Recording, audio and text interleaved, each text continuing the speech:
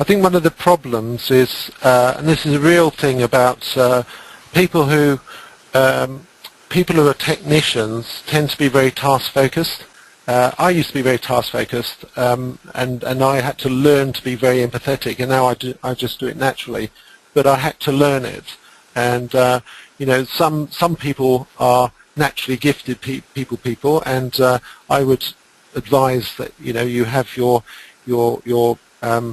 practice staff that's interacting with the public as being very people, and they could handle all these things. But you need to be able to see things from the client's perspective rather than your own. And when you can get a good match between the two, then you will become much better. It's you know, there's different ways of putting the same message across, and sometimes I mean, I just give an example of my dentist, and I had to have he told me that I had to have 4 crowns done, but the way he put it across was I had to have them all done all at the same time.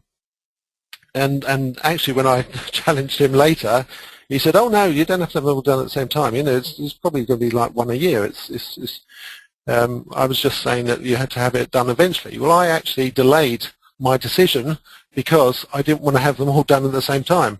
And yet, if he had explained that to me better, I would have booked it in that day. You know, I think the way in which things are put across is important, and it's really about having the patient's best interest at heart, but also being able to communicate that in their language. So you would say if you had a member of staff who was naturally gifted at explaining things to the patients and telling them what all the options are and what the choices are and everything, then obviously you want to make sure that that is the member of staff that the patients are dealing with, don't you? And if you've got someone who, as you say, is not a people person, or perhaps has an anti-sales mentality, then you want to get that person off the desk, don't you? Ideally, straight away. Yes, definitely. And you know, I know Tracy has been doing some great work with